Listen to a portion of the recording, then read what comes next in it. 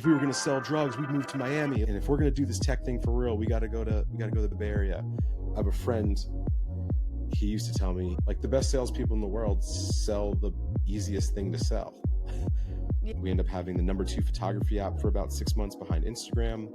We create the largest companion app to a game called League of Legends. I started a company called Omni, which was the first like true venture-backed startup that I did. I want to build Dropbox for real things. And he was like, what? Like, really? Kind of absurd to go from like Tom McLeod, co-founder and COO of a 13-person org a year and a half ago to maybe the fastest growing tech startup in history. Tom McLeod, welcome to the show. I'm super you. excited to have you on Seed to Harvest today and share more of your story, both as a founder and a very creative investor. Welcome to the show. Thanks for having me. Excited to talk about. I have very little prep here, so I'm just letting you guide us out. Guide the discussion. So one of the reasons I was really excited to have you on the show is we were on this like group trip together, and anytime anyone would bring up any creative industry, you had a backstory of how you had created or discovered some sort of financing. And it was fascinating because I feel like there are very few people taking such a creative approach to investing. And I think a lot of that is informed from your founder lens. So I was thinking maybe we could start at the beginning, kind of like the first business you started. Yeah, let's start at the beginning if that works for you. Yeah, the like 20 years in 2 minutes sort of situation type thing. Yeah, exactly. You got it. Just a brief intro.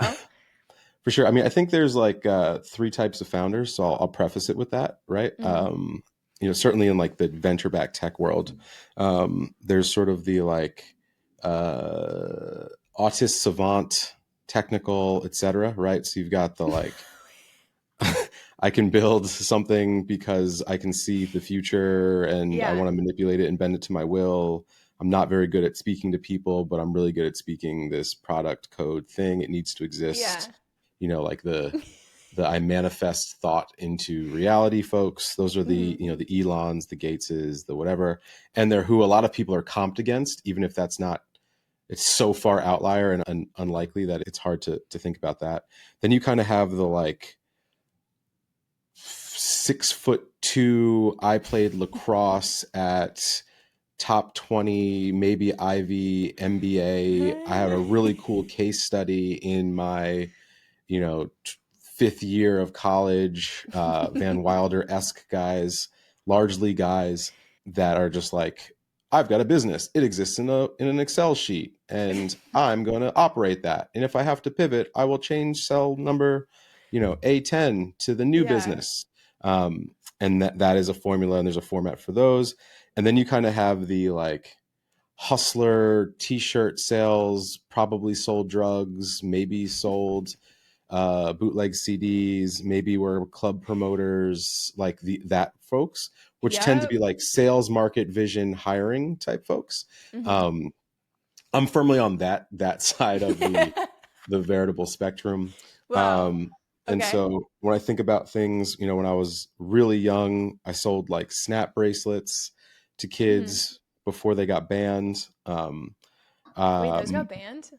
Yeah, when I was a kid, they got banned because the metal was so thin that kids were slicing their wrists with them. This podcast got real dark real quick. But really at one point I was selling illegal Snap bracelets. And I would partner with a friend who could do bubble letters, which was like a cool thing in, let's call it 1993. Really dating myself here. And, we would sell like Snap bracelets to people. And then there was like an era where like card collecting got really popular in my school and like basketball cards, whatever, Magic the Gathering cards. And I figured out that you could buy a 9-card sleeve for a binder for 15 cents, but they sold the 1-card sleeves for 10 cents. So I would buy the 9s and I would cut them with X-Acto knives and then sell the 9s for 5 cents at my school. So it was like 15 cents to buy the sheet, but I could get them for 45 cents and I was still undercutting the store by 5. So I was like the game in town for selling single card um, single card sleeves, Hmm. bunch of random stuff beyond that. Started like a little landscaping business when I was a kid. It was always something. I was always shooting for something, somewhat independent. In college, I had a cable modem really young in my house, so I learned about the Napsters and the LimeWires and all of that. And I had pretty big music collections of MP3s way Hmm. back when. Um, and one of the ways I would make ends meet in college is I was just selling bootleg CDs. I had like a giant CD burner Nice. tower and was figuring that out. And that actually eventually led to me having a degree in audio engineering with a computer science minor. Wait, I was So gonna ask because I saw that in your background, and you had also started a record studio after that, right? yeah, I mean, my degree was engineering, Yeah. was specifically audio engineering. I didn't know my university even had audio engineering when I went there. Um, so I was in like the school of communications, Hmm. studying basically like technical communications, with this idea that if Mm. I learned how to record in like a CNN broadcast, that could find my way into recording music, etc. Um, Whoa. and one day I was playing basketball, and there was this guy. What did we call him? He called himself Precise. That was his name. I don't know his real name, but he always called himself Precise. And he had a giant hard drive with him every time he would come to the basketball court. And one day I Hmm. was finally like, dude, why do you carry a big giant external hard drive with you? And he was like, oh, these are my masters. I work Whoa. at He the would carry his masters with him all the time. Yeah, because this is 2002, and Hmm. like you had big giant external hard drives because you couldn't use the hard drives in the studio because those were common Mm. shared. So you always had to bring yours with you every time you wanted to work on the projects you were working on. Um, and yeah, so he was doing that, and I finally was like, "What do you mean?" And he was like, "Oh, I'm an audio engineering degree. I work at the music studio on campus." I was like, "What?" I left basketball sweaty, went with him, saw the whole studio. Next day switched my major, and there was like Wow. 17 kids in the major, and we all knew each other really well. Out of college, I had started working with artists in the area. um, Mostly I was at American in DC, and mostly working with like kids from Howard Hmm. who were focused on the music majors there, larger creative arts school, producers out of there, rappers out of there. And ended up getting enough traction that a friend of mine and his family helped invest in a small studio to make it more real. So I was running a studio, recording people, also running the record label out of it. And I did that for Whoa. probably like 4 years out of college. That's incredible. I Damn, that's so sick. Yeah, wait, and then I guess Yeah. How did I end up here? yeah, how'd you end up here? Yeah. So that's So the 20 years in 2 minutes. no, that was 20 years ago in 2 minutes. Now I can give you the how I got here in the Okay. back minute of the 10 minutes I've Perfect. taken already. Um, Yeah, so that's also probably the worst time in history to start a record label and music studio. If you look back on, let's call it '05 to '09, Hmm.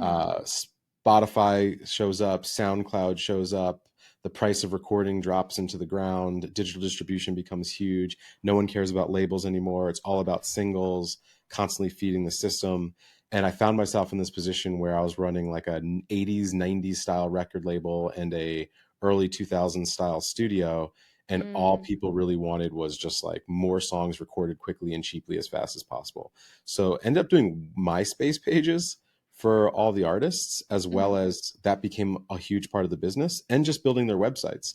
And one day realized we're making so much more money doing websites, I should probably just be a website designer. um, let all the artists out of their contracts, and yeah, Dang. dove Was in on that that. hard to, I mean, Yeah, I it's guess miserable. We had like a 3,000 square foot warehouse that had like a basketball hoop in it, and a music studio where all of my friends worked and were a part of it. oh, And then suddenly I was alone in a giant empty warehouse with a green carpet making MySpace pages. damn. It was I feel not like it's kind great. of like that scene in the movie where you have to like grow up and you're like following the money and you're like Definitely the scene in the movie where you have to grow up. For sure, for sure. Yeah, I mean, I think that's the founder journey, though, right? It's like I always tell founders, it's like you're going to get punched a lot. Mhm. It's just kind of a nonstop beating. Very rarely do you start something and it just works. Like truly almost never. Uh, Mhm. and every time you get more success, you actually take sort of like another beating. Like it's now you have to open up a new box, and that box has Yeah. something that hits you, and there's a new error or a new thing, or scale changes things. And Or the it's like the goal is just expectations grow too. Like e- e- you might be like, every new "Can I level do unlocks this?" new. And then it's like, "Oh, okay, it's not like just about like binary, can I do this or can I not?" It's like, "Can I be the best at this? Can I like excel in the like highest levels of it?" Yeah, because everything you're doing, even if you're the first, you won't be the last, right? Someone will come fast, someone will follow you. There'll be another opportunity to have a challenger. No matter what you do is going to have a clone or an opportunity for someone to come and try to take your market share. It's just, especially if you're doing anything on the frontier. If you're like, I want to build something new, there's always going to be that. Mm. And my thing is always just like, you can survive the body blows, just don't get knocked out, right? Mhm. So like just don't get hit in the face. Like figure out how to bob and weave until you get it. And this was the first time I think I felt that. I was like, all right, I took all the body blows, I did all the hard things. All these artists are off on their own, and now I'm a web designer. Okay, next phase of my life. What ended up happening is almost all the people that we were doing websites for by the end, it's like I'm doing websites for law firms and restaurants and coffee shops. Mhm. And you find this point where they all want to change their websites, and everything at that time is really heavy. So it's early WordPress, early Joomla, Drupal.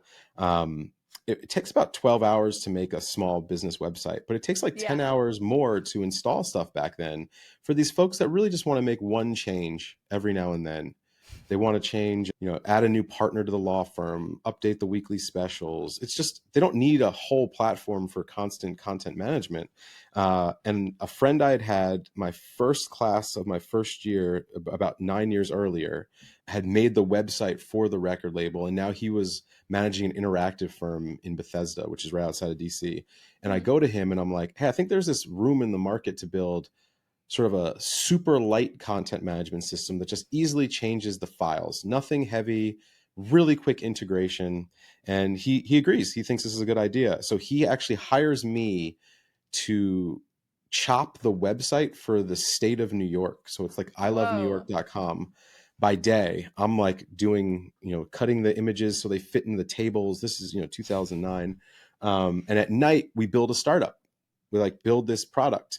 And then when we have it and we're ready to launch, he leaves his job and we end up in the back of another startup that's well funded, renting a closet from them to launch our product, just the two of That's us. awesome. And it's early Twitter days and no one knows what's good on Twitter yet. Like no one knows how Mhm. to properly use Twitter. And what we end up doing is any person that says they're a web designer, anyone that mentions web design, anyone that says content management system, I just message them right publicly on Twitter and say, hey, love it if you tried this thing I'm building. It could be great for you. Back then, there was no Twitter etiquette. No one thought it was weird. There was no real brands on Twitter. And you'd get these big think pieces about, not, like they would write little Twitter threads before you even knew what threading was Mhm. about, oh, look at this company and how cool this guy is, like reaching out. So we basically manually got the first like 10,000 users just Well. by talking to them on Twitter. Eventually, that business becomes pretty good. We get about 100,000 people using the software, about 30,000 of them paying us $19 a month. I'm like 24 with one partner, and we don't know what we're doing. We have no business degrees. And I end up going to this conference called Summit Series, and I end up meeting a bunch of soon to be extremely successful people. I have dinner that night. The first night it's dinner, and it's the dinner table is me, Drew Houston from Dropbox, James Whoa. Lindenbaum from Heroku, was Matt from Scribd. Just this whole little crew of people. Everyone's building. No one's huge yet, and they're all in the Bay Area. They're all in San Francisco, and they kind of are like, "You should move out here. You've got something interesting." Blah blah blah. So I go back and I'm like, "We need to move. Like, we need to find out if we can compete in the majors. If like." And I tell my co-founder, I'm like, I was like, if we were going to be bankers, like we'd want to be the best banker, so we'd move to New York, right? We'd need to know if we could play. Like if we were going to make pizza or whatever, we'd either go to Chicago or like we'd figure this out. And Yeah. I was like, if we were going to sell drugs, we'd move to Miami. Like we would know, like you need to know if you're the Yankees, right? You need to go and find Yeah. out how well you are. And I was like, and if we're going to do this tech thing for real, we got to go to the Bay Area.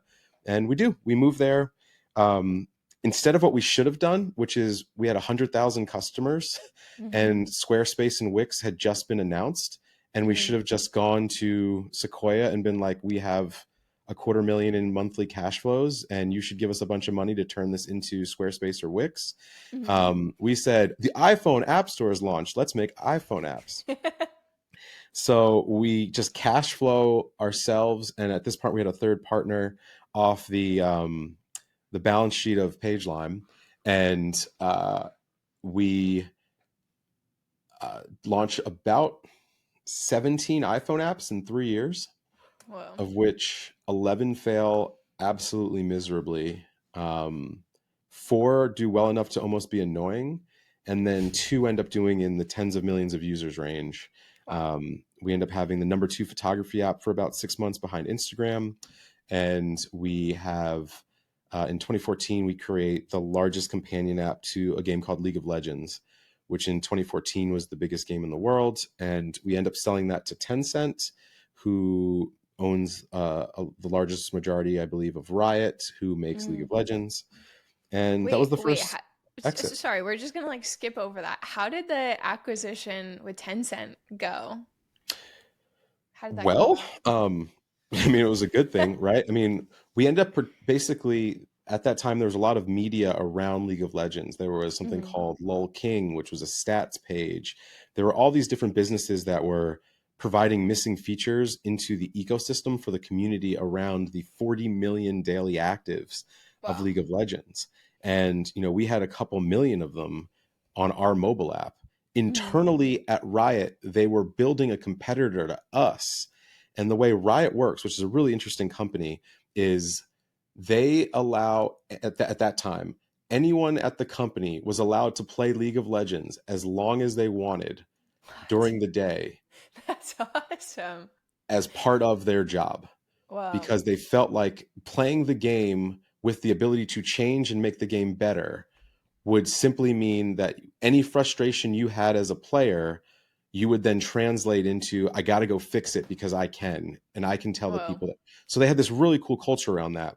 And what that meant was a lot of the employees were using our app because we had the biggest companion Mm. app to the game. And they started incubating an internal competitor to what we built that was going to be the first party one. And their 10, 12 person engineering team they had on it, when they were looking at it, they couldn't get any of the people in the company to switch to the internal one and not just use ours. That's So awesome. they couldn't keep the pace. It's a good example of just like where you have agency as a startup when you're young and Mm. quick and fast, and you can just, you can truly just out build people.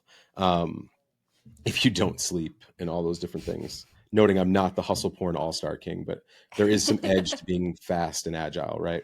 Yeah. Um, and so we always assumed that they pinged Tencent about it, and Tencent was working on this roll up of all the media properties, and Mm. they rolled us into kind of a roll up with about 5 other brands and apps and How websites in the did space. you fly somewhere to meet them? Did they meet you in SF? Like It almost all happened. This wasn't a this was a 2-person, 100% no fund, privately oh owned yeah. LLC, right? We largely did the negotiation, and it was an asset sale, right? It was an app Mm. we had made under the auspices of a company. So there's not a ton that has to happen here. There's no board. There's just like, hey, we really think your product is cool.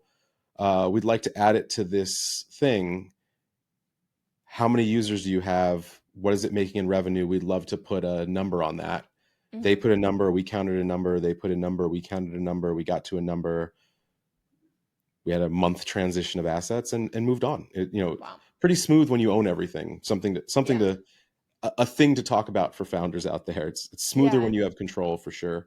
Um, and at the same time, we were sunsetting the PageLine product, not because it wasn't still doing well. It was a distraction. And so we Mm-hmm. sold that to the largest competitor, which had come out a few years after us. And they basically, they were still in it. They had the momentum to want to keep building that product and expand it. So we did that.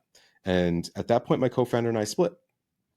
very amicably. We've been friends for years, still very close friends. He wanted to start a AAA game studio. Like he wanted to build a game Whoa. studio, and he sat with me. I remember it was like the Battery had opened, and we meant to meet at the Battery in SF, which is like a very mid Yeah, tens classic. San Mid tens. Francisco story. You know, Michael Birch is somewhere in the wings. You whatever. Um, and he was like, I've got this great idea. I want to start this like AAA game studio. I think we have it. Let's switch roles this time. You know, you'll be like the CMO, I'll be the CEO, and let's go to market with it. And I was like, I've got this great idea. I want to build, I want to build Dropbox for real things. Hmm. And he was like, what? And I was like, yeah, remember when we moved, we didn't have enough room in our tiny apartments and yada, yada, yada. I think we can solve it now. Like we can do a whole thing. And he was like, that sounds real hard. And I want to do this game thing. And I was like, well, I want to do this. And I was like, are we breaking up? And he was like, yeah, but do we still love each other? I was like, yeah. Oh, And he went and did that. And he actually had I believe a $90 million exit about a year and a half ago, um, whoa. to NetEase, Wow. which is basically the largest Tencent competitor, ironically enough. So he's basically Wow. dominated Japanese or Japanese Chinese gaming company, Asian gaming companies. He's now participated in multiple M&A there.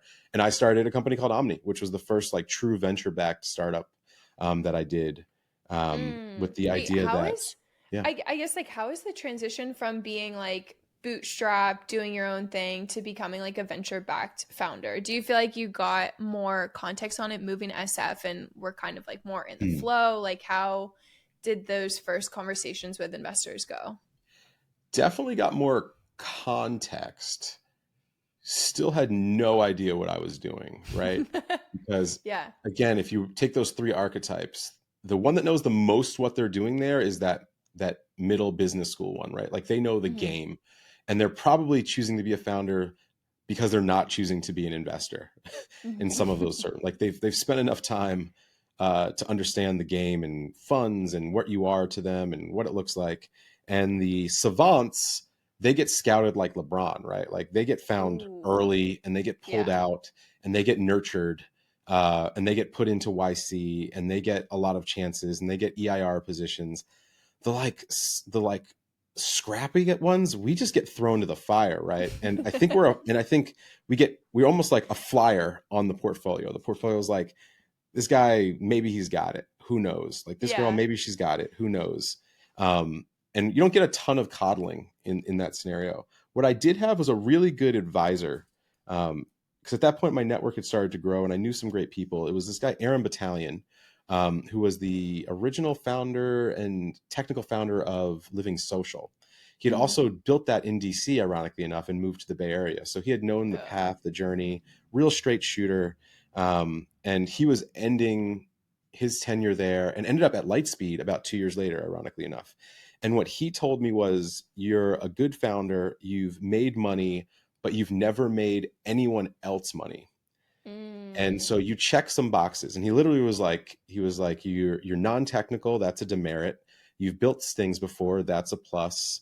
At that point, I think pretty bluntly, there was some like clear understanding of pattern matching. And he was like, you're not a white male engineer from Stanford. So that's four lowers for you in terms of the pattern match that they were looking for, Damn. though you are a male, I guess, however that plays out. And I'm just being super open on how like Yeah. that's how the world definitely worked back then.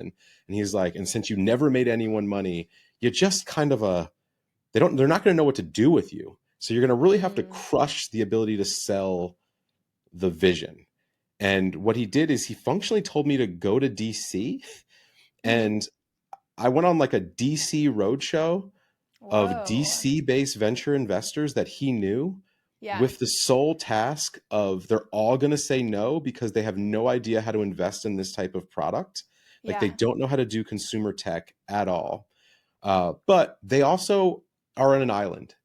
He's like, if you go and do this in Silicon Valley right now, if you go and do this on Sand Hill Road, Hmm. and they all say no, and 90 Everyone's days gonna later you're know. still out pitching, everyone's going to know that you're the guy who can't raise the money. Yeah. Like it's going to be on the Damn, breeze. that They'll be is like, fire advice. it was great advice. It was Wow. incredible advice. And so, and he made the intros too. Like he set up the calls. Like he was like, go meet with these guys and what. And it's totally true. I would go in. to these meetings in Reston, Virginia, with folks that they invest in defense tech startups for better dolphins with faster lasers on their heads, or maybe it's faster dolphins with better lasers on their heads. And they're like, I'm like, yeah, I want to change the way humans think about ownership at scale. And they're like, okay. I had one guy ask me, quote, I don't know exactly what you're talking about, but does this remove my safety deposit box? And I was like, sure, you could use this as that, but probably not for that. It's like more about your skis. And he's like, well, my house is 8,500 square feet in Potomac. Fair And I'm like, enough. well, we're not for you, really. It's for the 26-year-olds with 5 roommates in New York and San Francisco that don't have a place to put their boogie board and wetsuits. And he's like, oh, is that a big market? It's just a thing.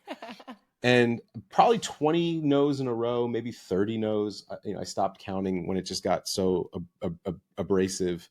One Yeah. of them messaged me after the meeting, and I'm probably 3 weeks out there at this point, and goes, I don't think this is good for our fund, but I would like to write a personal check. Oh I think it's a shit. really good idea.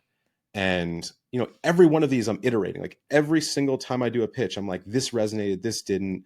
Switch this part earlier. They liked the idea of the big number. Throw the big numbers earlier. Like I kept refining and refining. And I call Aaron and I'm like, hey, this guy I got someone that wants to invest. And he's like, you can come back.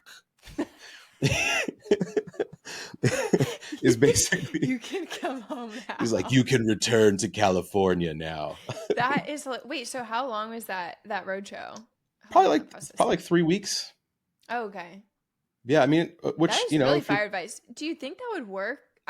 Yeah, you think that would work still now? Like if you're in that like scrappy founder like third bucket, would you recommend that for other founders, or do you think that the world is no longer as much of an island as it once was? the world is less of an island. There's significantly more pools of capital, period.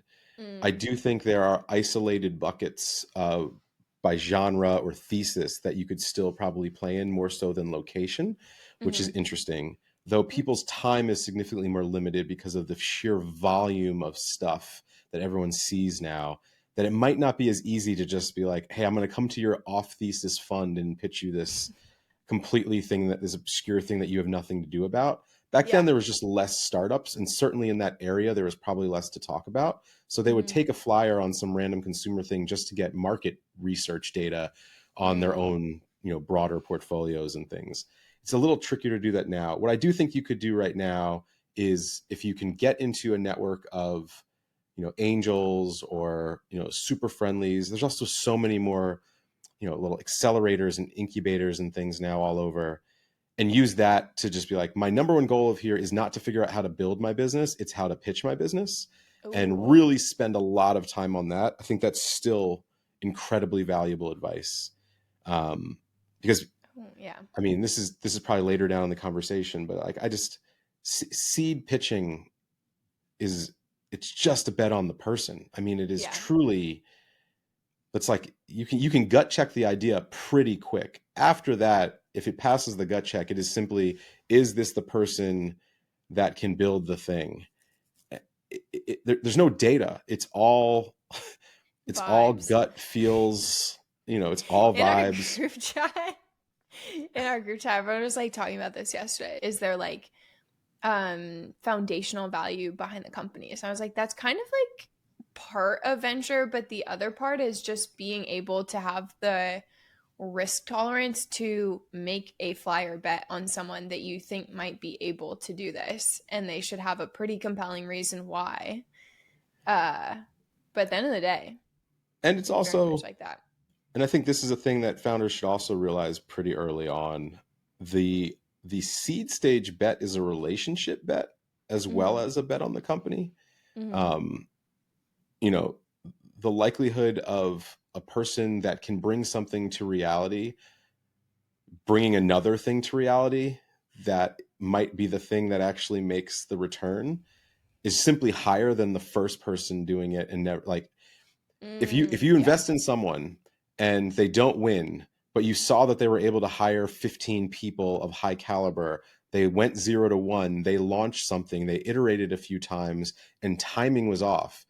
having been the person that they called on, that you put money into, that you supported, the next idea they have will be so much more advanced in terms of its ability to know if it'll work, where it will be, how the system is, the ability to hire, that you're actually playing a multi-round game. I think if you're in the seed investment, in the investment range, which is Mm-hmm. multi-rounds with the right founders, are how you really win long term, right? And that's, and a lot of data that comes from it. But yeah, so I come back to the Bay Area and end up raising from just some really good seed stage folks, a few angels, and we get to moving and Mm-hmm. don't know anything. I raised on a series of staggered convertible notes. So there was Ooh, like a there's nice. like a 150K note on a 4 million cap. And then there's like a 400K note on a 6, and then there's like a, and like, well, like, by the time it's done, there's like 7 series of convertible notes at different caps before we ever get to a real, like, true, like the true series A hits. Mm-hmm. And I would highly recommend people not do that for future reference, because your cap table then looks like series A 1 through 7, with an incredibly weird uh, preference stack and waterfall Mm-hmm. of who gets what when, Yeah. and you have 7 levels of weird dilution that occur, and it's pretty much a nightmare. So just go out and raise your seed uh, from 2 good people, and yeah, that worked out. Built a product, got it to market, and ran Omni for quite a while. I mean, we ran for about 7 years. Ended up with a couple pivots. Built the original product, incredibly high net promoter score. Users loved it, and ended up at this pot in about 2019, where no matter what we did, we weren't going to be able to change this pure economics of the cost of moving a van with people along the road, which for folks that don't know, Omni was a service where if you hit a button on your phone, we would show up and take away your tent, your sleeping bag, your skis. We'd photograph every single item, and you could then say, I want to go camping this weekend. Bring back my tent and my canteen. Or Mm-hmm. Paige could borrow my tent and my canteen when I'm not using it. Or Aaron could rent it, and I could make money off it, Airbnb style, and we would handle all of that. So it basically went from you know public storage is this giant black hole of things to almost like a human 3PL. Mm-hmm. And what could you integrate into that layer? What's the data around ownership? If you had a handbag stored, could you give access to Poshmark or the Real Real and then flip it directly through a marketplace? Could you put your sneakers on StockX? A lot of great stuff there, a lot of meat, very wide, but largely at the core, it was a arbitrage play on the cost of storage, with this cost center around the cost of the cost of movement. And what we Mm-hmm. needed at some point was self-driving cars to get there. But manufactured an exit on that one too. We had raised this sort of insane crypto round in 2016 that ended up putting us on a very different trajectory, where we had 19 crypto payments engineers building out Whoa. payments rails for all the peer-to-peer stuff, and found a home at Coinbase for the team, and exited that in 2019, about 3 months before the pandemic took everything out. And Dang. that was a run. That was a run. Wow. That is wild. Okay. I also want to ask, how did you start or get involved with motoring coffee? Because Sure. yeah, I feel like that is one of the, well, it's always funny because I feel like someone will mention something in the group chat and then you'll be like, oh, I like own part of that, or like I helped start that. Yeah. So how did you get involved with motoring coffee and kind of Yeah. what So your vision definitely for didn't that start became? motoring coffee. It's a perfect example of like the right founder for the right business, Mm-hmm. and where that sort of comes together. And after the pandemic, we left San Francisco and moved to LA. Mm-hmm. Um, and I had started another company called Archive, and a lot of things were happening there, and started doing a few more angel investments and things on that side. And one day I drive like an M3 BMW, which Mm-hmm. is like, kind of like it's like a good middle-aged dad midlife crisis car, but not the Ferrari. Like I can still Yeah. put the car seats in the back. That was at least how I justified it to my wife. But like it's a car that people who like cars would drive, right? Yeah. Um, and there's a gas station in front of the motoring club. and I was getting gas, and there was this guy taking a photo of a bright yellow Porsche, like a bright yellow Porsche. And I very snarkily just go to this guy, hey, I can take a picture of you and your girlfriend if you want. And he turned out to be this like super nice guy and was like, no, no, no, no. And he was British. So I'm going to attempt to not do a bad British accent. He was like, no, no, I want to take a picture of it with the club in the background, like with the, and I was like, man, that's not a, what do you mean the club? That's a coffee shop. And he's like, Mhm. no, it's a car club. I was like, man, that is a coffee shop. Like people are getting coffee there. And he was like, no, do you, I thought you were a member because like you have this like car and like this type of car our members have. And I was like, man, I don't know what you're talking about. What's a membership to a coffee shop? And he's like, come with me. And so we just leave our cars at the gas station. We walk across the street and he takes me in the back and there's a whole like co-working area and all the cool cars are back there. And I'm like, this is amazing. I've literally always wanted this in my life. And it so Mhm. happened the founder and CEO was just sitting in the middle of the area that time. And he just introduced me and I'm like, how do I become a member? And he's like, well, you got to do a tour and blah, blah, blah. I was like, I just did the tour, man. I'm super sold. Let's make it happen. And he was like, tell me about what's your time with cars. And I was like, wow, this is how. And at the end, he's like, you're in. And I was like, yeah. And so I became a member. And in January of 24, I turned 40. And Mhm. I decided to do my birthday party at the club. And so I had a bunch of people. My wife said I married myself. I had probably like 130 people come. Uh, I had like there was like a roast where like friends roasted Ooh, me, a whole thing. nice. But a lot of friends saw the space during that time. Next week, the owner put out this little email talking about he had found a location, was hoping to expand to San Francisco, and would love if he could find some like-minded investors. So I was like, that's awesome. I'd love to be a part. Shoot me the numbers. And I end up writing a very small, just like personal check, but Mhm. I'm looking at it and I'm like, what if we could do a bunch of these? Like, what if we could go a little Ooh. harder? What if you had real money?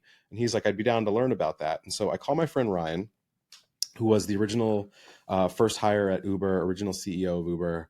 And we had been next door neighbors in SF for, 13, well, probably 9 years before he moved to Hawaii, and we had done a Mhm. little work together at his company Saltwater at the top of the pandemic when he was just starting it.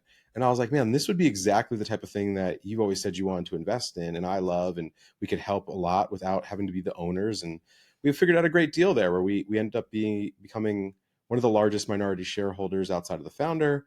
We Mhm. can help with it. They have capital to expand. They fully opened San Francisco. It's doing extremely well. That's Um, amazing. It's down the road and from me. yeah, it's right. It's It's down there great. in like Cow Hollow, Union area, and now we're on the path to like, what does it look like? And one of the theses we have at Saltwater, which I eventually joined post archive, which is the last company I worked on, was can you invest in? There's a hole between venture and private equity, Mhm. where there are strong operators who shouldn't be pushed into building outsized return expectation businesses because it will probably kill those businesses. But they Yeah. also shouldn't be acquired and kicked out to create maximum efficiencies. There's like a layer of growth stage capital that is about a specific type of growth, which is, hey, can we get this to 10, not 100? Hey, Mhm. could this be a $50 million business cash flowing 8 to 10 million every year? And that's fine. Like there's a Mhm. world where that is fine. And that's kind of where we focused a lot of our thoughts is on just sort of cash flowing businesses at the intersection of community, culture, and identity. And the Motoring Club, it was like the thing that ironed that thesis out for Ryan and I in our heads. It was kind of a perfect storm of those three things, Ooh. which is like where we like to play. Wait, I love that. Um, that is so interesting. What are like some of the other interesting businesses that you feel like are at the intersection, either like in your portfolio or outside of Oh, I it? mean, there's lots of businesses at that intersection. I think generally, like music festivals exist in that intersection. Ooh. Art fairs exist at that intersection. A lot of things that are broadly, um, places or things that people can experience, like bits to atoms, but in terms of like the atoms being somewhat tied to your personal fulfillment, not just Yeah. like bits to atoms in the DoorDash of it all. Um, and I think there's quite a few of those that exist. I also think there's just this interesting layer around communities at the moment. There's lots of them. There's ones that you and I are members of. There's things like, Summit Series and Dialogue and Post-Exit Founders. And for everyone I name, there's 70 I don't know, all around the world, all around the country, that people are getting a lot of value from. And there should be some connective tissue around all these kind of semi-planned communities. And one Mm-hmm. of the things we kind of watched during like the crypto peak era, of the last peak era at least, was, the discordification of the economic incentives of a token based group, right? And so you had tons of people in discords. You had friends with benefits kind of grow Oh into a bit yeah. of a cultural staple. You had Boys Club with Natasha over there, and Danielle build like a pretty incredible community that are going to survive outside of the crypto of it all, because they actually connected a bunch of like-minded people. I think you also found things like just being able to have bought something or have something being a bad way to start a community, right? The crypto punks, bored apes of it all, not really being a true community. They're really an economically aligned uh, Yeah. financial group. And so where do those things all play together, and where do those things come together is kind of what we're looking at. And I think of it as just like, I think the world is going to turn into almost like, it's like the subredditization of humanity. Mm-hmm. But yeah, like Like, people like bonded around like not necessarily niche, but like different interests and things like that. And you totally. can go super deep on like, yeah. Oh, I guess like what are some of the areas of interest that you have that have brought you super deep? I feel like art is definitely one, music, Yeah, I mean, uh, obviously I have background in film. music, so music definitely will always be a part of that, on the creator side. I think as I've looked at my life, um, at this this relative midpoint, Bought the and I, M3.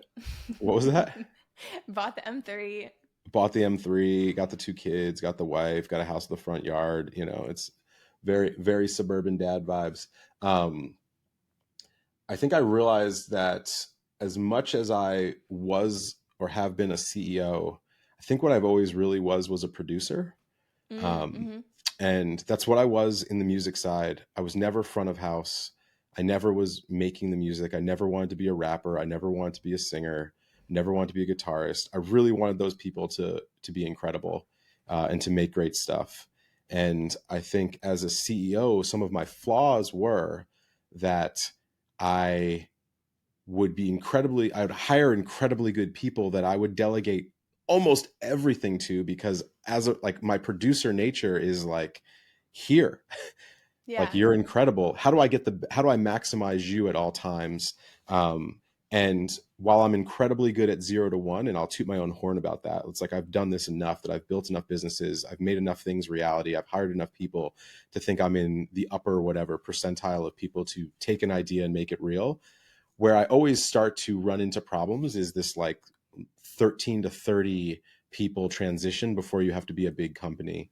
And in hindsight, that's kind of where my production skills end as well. It's like I can get that first album amazing, that first thing, but when it's time to become, Lady Gaga, or it's time to become Adele, you should probably get the people that know how to deal with that scale. And Yeah. I never historically stepped back early enough in that process. What I like about the new frameworks and where we're working on now is just like, this format for investing basically is like, my job is producer. My job is like, I've got enough aligned capital that you want to listen to me. I've got enough historical context to hopefully be viably beneficial to your business, or we shouldn't do this deal at all. And instead of being the guy that gets the call at 2 a.m. when the water main breaks, I'm the guy you call with, hey, the water main broke at 2 a.m. I handled it, but I'd love some thoughts on what we do next, because that can't ever happen again. Like, that's where I should sit. Yeah. Um, and that's sort of what I'm focusing the next 20 years of business operations, entrepreneurship on, Hmm. is, producer at scale across many different sectors. Do you feel like the style of investing is also more suited to founders who fall into that category as well? Like more producer founders that want to get a company to like very solid scale, but not like hyper scale, massive company. Yeah, I mean, when you deal with hyperscale massive companies, I'm investors in personally in a few of those, and the best thing I can do there is just maximize my network for intros, right? Mhm. Like those folks that are really good at that, they have a pretty good grasp on their business. They know it way better than I will ever be able to. They're seeing challenges that I never experienced, but things that they will still need is like, hey, do you know the CEO of Athletic Greens? Or, like they'll need something for enterprise sales, or they'll need someone that can unblock a door. And in which Yeah. case, like my job becomes like, who can I get to that can unblock you from this current problem? And that's where the value is. On the smaller companies, it is significantly more tactical. I can, in a lot of those cases, legitimately um, add real active firepower towards their current situation. And in some of those Mhm. cases, I've literally seen the problems before. And I like that my focus is on that. The focus is on deep dives to help maximize superstar talent into things.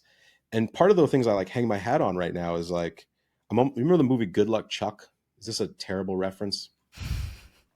I haven't seen it. No, not But many some people did. okay, okay. But That makes me Good feel Luck better. Chuck was a Dane Cook movie.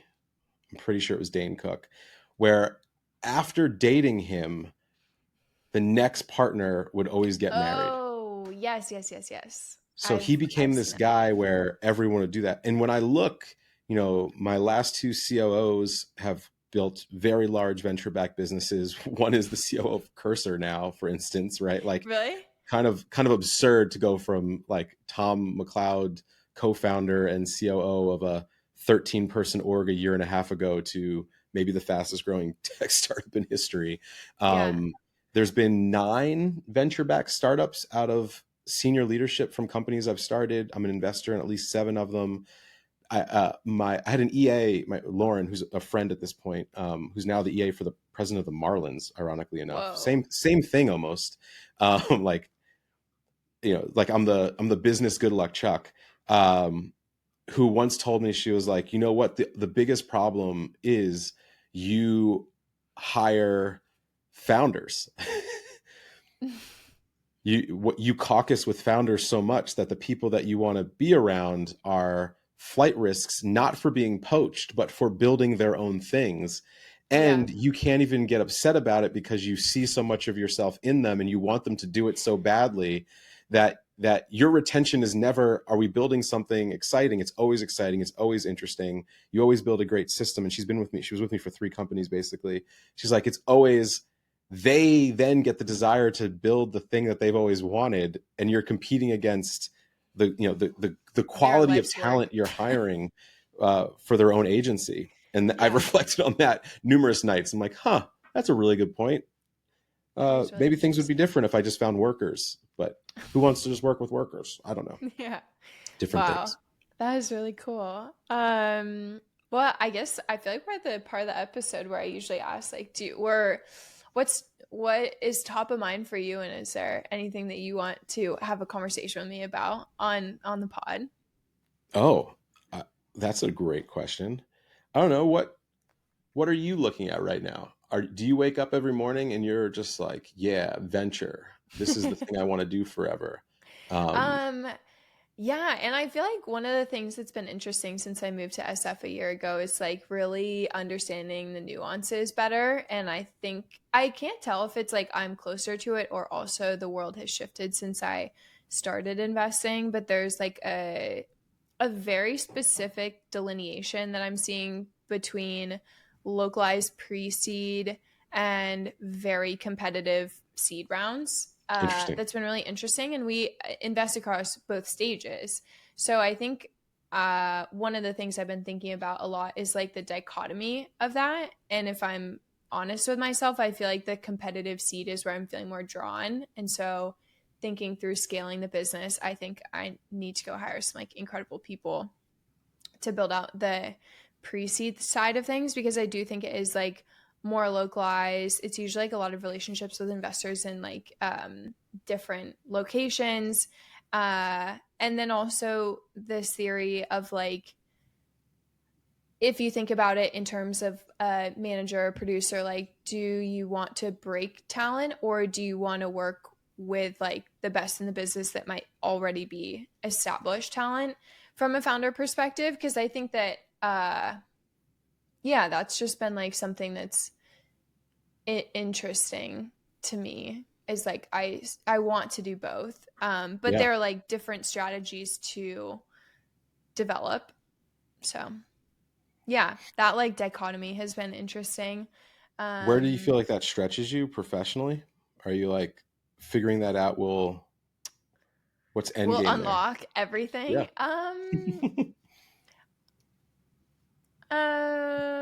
I guess I'm just like grappling with it. Like, what does that mean? What does that mean for me? What does that mean for Behind Genius? Should I make any changes to what I'm doing because of that? Is it something that other people are seeing? Because I feel like they're in SF, I meet a lot more people who are more in like the competitive seed world, and that's like Right. the world they know. And it's not like they're not breaking talent, they're winning deals. And those are, you know, different. I think like when I first got into venture, Will from Slow Ventures was basically like, you have like four different elements of being an investor, which would Hmm. be like, first is seeing, second is analyzing, third is winning, and fourth is supporting. And as an investor, you kind of have to choose what you're going to be super spiky at, because you're just not going to be the best at all four of those. Hmm. Um, yeah, and then adding on to that, like the Which do you other think you're the pillars best of, at of those four? um, it's a good question.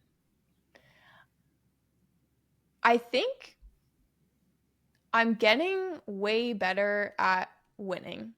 Yeah.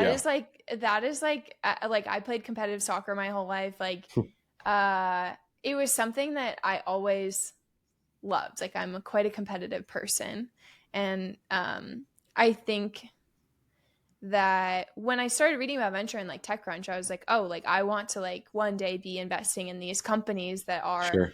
the, you know, the defining like generational companies.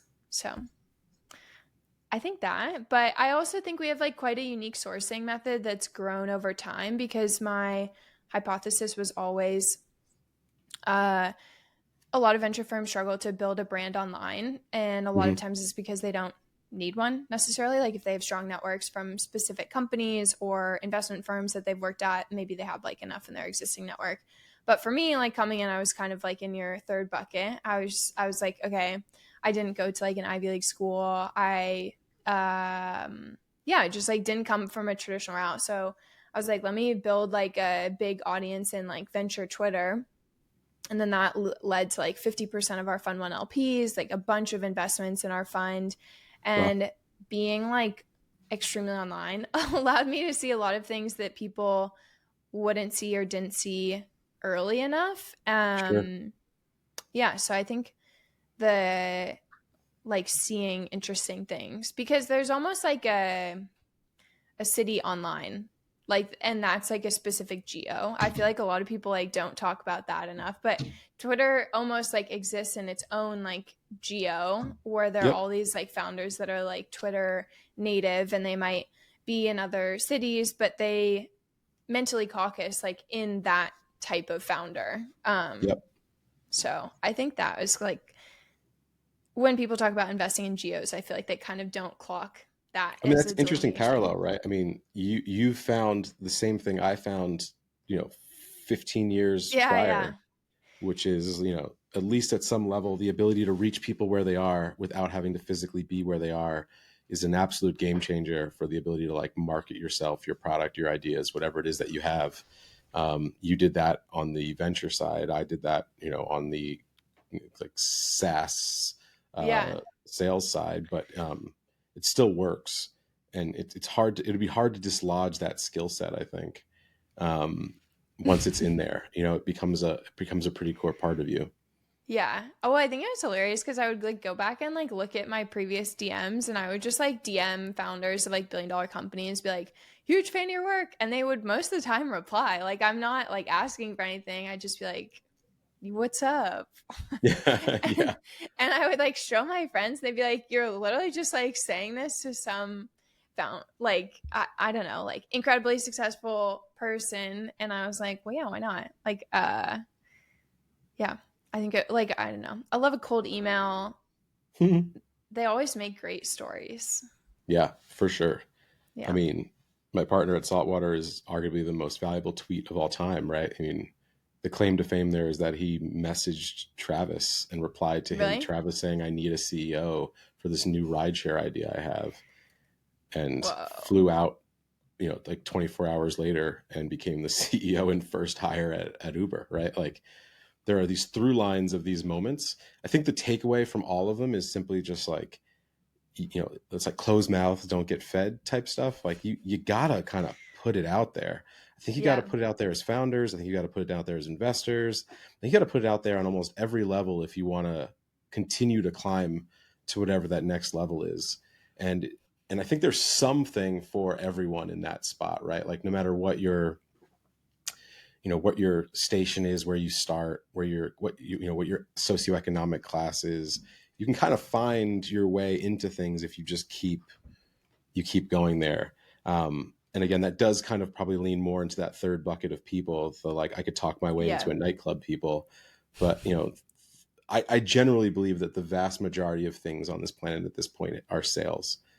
yeah, Like sales is kind of, there was a time when it was probably Votech type, hard skills, and we might even be going back to that on some percentage of work in a post AI, like post AGI world. But at the end of the day, it's like if you can sell yourself or a dream or a product, like that's all hiring is. Like hiring is just sales.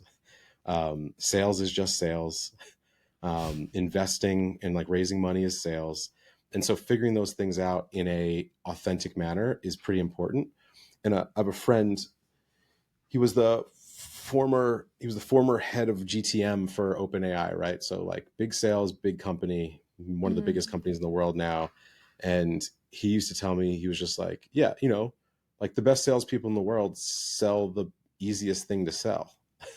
yeah. And That's a they good don't sell the point. hard thing, because that's not how salespeople work. Like Yeah, and the easiest thing to sell is something you believe in. Believe. You can't sell a product you don't believe in. You can't sell a company you don't believe in. You can't sell yourself if you don't believe in it. So you kind of got to do that work, the work to believe in what you say, the work to believe in what you're doing, the work to believe in yourself. And then as you get the belief levels up, as you create faith around products, personas, people, vision, then you become superlative at hiring, pitching your product, raising money, bringing yourself in, and just food for thought on people on the journey. yeah. I love that. Cool. Okay, last question. What are you reading or listening to that has been really interesting lately? Oh, I made this new friend. I was at a conference the other day and made this new friend, Kate Bowler. She Oh. wrote this book, Everything Happens for a Reason, and Ooh. Other Lies I've Loved, which that subtitle is mwah, like I Other love Lies I've that. Loved. It just hits you really, really hard. Really interesting person, multiple PhDs, historian at Duke University, comes from a unique ethno-religious background. So she's a Mennonite, which more prevalent in Canada and Russia, Germany than in the US, but a particular religious sect. And it's a story of sort of learning, um, like basically almost dying of colon rectal cancer while having a child, Whoa. and what it took to overcome that, the amount of like how to deal with family structures, business, her job, her career, and now seeing her now as this like multiple published author, 8 New York Times bestseller. She has a very successful podcast. She still teaches. She still does all these things, and it's pretty inspirational. So I throw a little plug in for Cool. Wow, I'm Everything excited Happens to for a check it out. Reason. It's also like 250 pages. You can knock it out in a weekend beach vacation. Um, Nice. yeah, that's a Wait, good one. I actually I feel like you might like this book. It's called Oh, We Tell Ourselves Stories. ooh, It's about Joan Didion and the American Dream Machine by love Joan Alyssa Didion. Wilkinson. Me too. Uh but it's an amazing book. It's like all about the intersection of basically like how Joan wrote about culture changing, the intersection of like her own mental health issues, and how Mm, like in all of her writing there's like a through line of like the center will not hold. Like there's like this element mm. of like things are falling apart and I don't know where or when they will combust. Do you think that? I don't think I no, I don't I feel like there's like a when I read a lot of Joan Didion, I start to believe it more. Yeah, Like sure, her words sure. color my mind. But I think when I like take a break, I like maintain a more optimistic stance. But it's really interesting because like this whole biography is written from the lens of like how her insights into like the Hollywoodification of everything. So like how we told stories about politicians or public figures, and I think it's really interesting too, like in a more like influencer centric world, how that also plays out is like now you can have Mm, an inside track on all of these things that you would have never known about prior to there being like niche social media influencers about for them. sure, for sure. And how that impacts basically like the medium and the message. So then, like once you get to a mature version of the story, then there become people who like come in and know how to tell the story, but they might not have like the substance behind it, which I thought was Mm, quite interesting. that's great. Anyways, Great. pretty good book. I will read said book. Thank you. Cool. Well, Tom, thank you so much for coming on. I really appreciate it. This was a great podcast, and I am excited for our listeners to hear it. Me too. Listeners, reach out. Happy to Listeners. talk.